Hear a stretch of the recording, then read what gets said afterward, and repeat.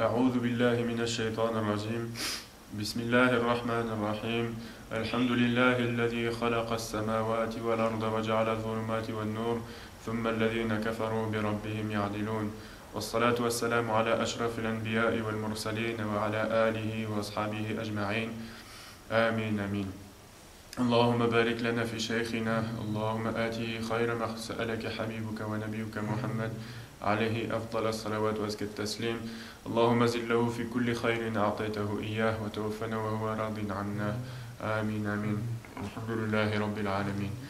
Donc on va commencer aujourd'hui le nouveau chapitre, Inch'Allah, qui concerne la subha, le fondement de la subha dans la tariqa Kalkaliya.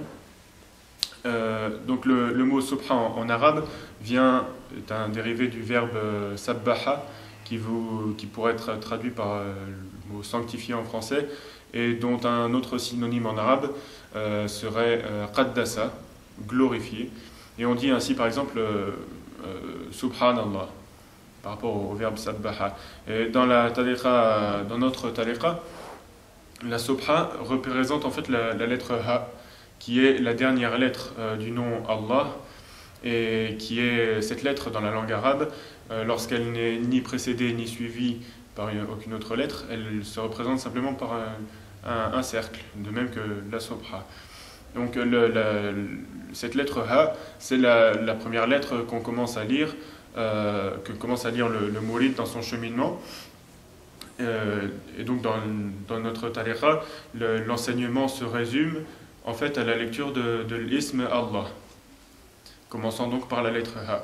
La lettre ha, son secret permet au mouride de concevoir le fait de comprendre mieux le fait que Allah soit le seul être qui réunisse tous les contraires.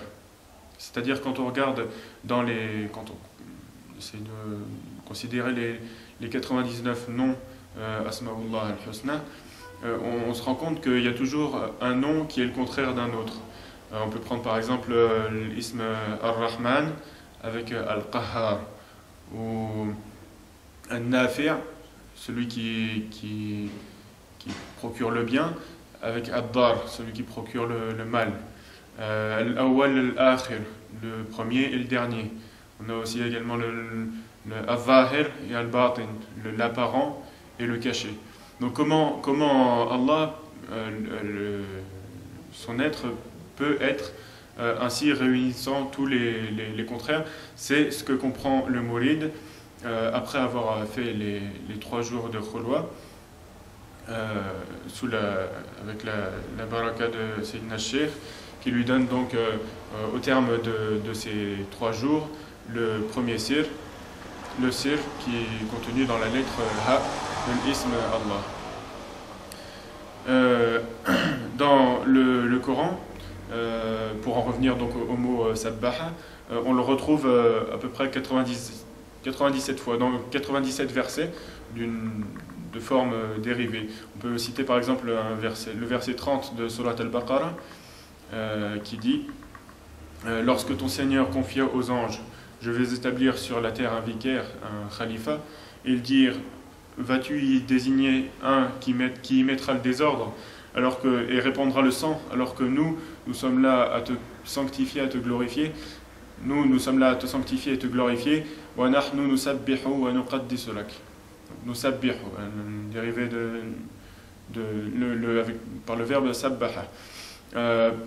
Dans un autre verset, Surat Yunus, le verset 10, il est rapporté l'invocation des gens du paradis, qui diront Subhanakallahum. Subhanakallahum. Voilà, donc il y a évidemment beaucoup d'autres versets, comme je l'ai dit 97, on ne va pas tous les citer, c'était juste pour donner une idée. Donc on poursuit avec, pour en revenir à l'utilisation de la subha et sa légitimité dans le Coran et la Sunna. Donc il y a l'imam Suyuti qui a écrit une épître qu'il a appelée Al-Minhatu fi Subha, qui réunit en fait les dires de Ahlul Hadith, témoignant du fait que les compagnons radiallahu anhum avait recours soit à des noyaux de dattes, soit à des petits cailloux pour pratiquer le dhikr. On citera donc quelques passages de cet ouvrage, cet épître, libre ensuite à ceux qui veulent en savoir plus de se référer directement à l'œuvre en question. Donc les imams At-Tirmidhi et Al-Hakim At-Tabarani rahimahumullah rapportent que Safiya radiallahu anha a dit que le prophète sallallahu alayhi wa sallam entra chez moi alors que se trouvaient devant moi 4000 noyaux de dattes que j'utilisais pour faire du dhikr. Et il me dit alors, qu'est-ce que tu fais aux filles de Huyay? Et je répondis que je m'en servais pour faire du dhikr. Et il dit, depuis que je me suis levé de notre couche, j'ai certainement fait plus de dhikr que tout ça. Et elle demanda alors, comment, ya Rasulallah, apprends-moi. Et il lui répondit, dis Subhanallah adada ma khalaqa min shay, c'est-à-dire Subhanallah du nombre de choses qu'il a créées. Donc on voit que le prophète, non seulement lorsqu'il a vu son épouse utiliser des noyaux de dattes pour faire du dhikr, il ne l'a pas réprimandé, mais au contraire il lui a indiqué un dhikr qui allait dans le même sens au niveau de l'effet de la récompense de Allah. De même dans Mu'jam al-Sahaba de l'imam al-Baghawi rahimahullah, et dans Tarikh de Ibn Asakir rahimahullah, selon Mu'tamar ibn Sulayman, selon Ubay ibn Ka'b, selon son grand-père Baqiya, selon Abi Safia, on plaçait devant lui un récipient dans lequel se trouvaient des petits cailloux à l'aide desquels il faisait du dhikr jusqu'au milieu de la journée. Arrivé le milieu de la journée, il se levait, il faisait sa prière, et une fois la prière faite, il se remettait à faire du dhikr jusqu'au soir. Ibn Sa'd rapporte par ailleurs que, selon Hakim ibn Daylami, que Sa'd ibn Abi Waqqas radiallahu anhu pratiquait le dhikr à l'aide de petits cailloux. Et dans une autre version, selon Ibn Abi Shayba, qui rapporte dans son Musnaf, que Sa'd pratiquait le dhikr soit avec des petits cailloux, soit avec des noyaux de dattes. Et il est certain également que de grandes personnalités, d'entre celles qu'on cite en exemple et sur lesquelles on se base dans nos affaires religieuses, ont utilisé un outil ou une subha. On peut mentionner à titre d'exemple Sayyiduna Abu Huraira radiallahu anhu, qui avait une corde à laquelle il avait fait 1000 nœuds, et il ne dormait pas avant d'avoir pratiqué à l'aide de cette corde 12 000 tasbih. On trouve également dans les Sunan de Abi Daoud un hadith de Abi Basra al-Ghifari rahimahullah, qui rapporte selon un cheikh de Tafawa, je fus l'hôte de Abu Huraira radiallahu anhu à Médine, et je n'ai vu aucun homme plus affairé que lui au bon recevoir de son invité. Et donc ainsi j'étais un jour chez lui, tandis qu'il était sur son lit, tenant en sa main un récipient rempli de noyaux de dattes, et rempli de petits cailloux, à l'aide duquel il faisait du dhikr. Et en dessous de lui se trouvait une servante. Cette servante, une fois qu'il avait donc épuisé tous les cailloux présents dans le récipient, il lui donnait ce même récipient, et la servante se chargeait de le remplir et de lui remettre. Et alors il reprenait son tasbih. Et il est dit également que Abu Huraira radiallahu anhu utilisait dans son tasbih des noyaux de dattes mujazzar.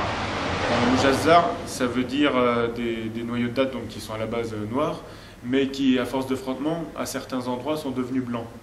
C'est dire la grande utilisation que Sayyidina Abu Huraira radiallahu anhu avait de ces noyaux de dattes dans son tasbih. Al-Hafiz Abdul Ghani rahimahullah relate par ailleurs dans sa biographie de Abi Darda radiallahu anhu qu'il faisait chaque jour 100 000 tasbih. Et il relate également selon Salma ibn Sabib qui a dit que Khalid ibn Ma'dan faisait chaque jour 40 000 tasbih en plus de ce qu'il lisait du Coran.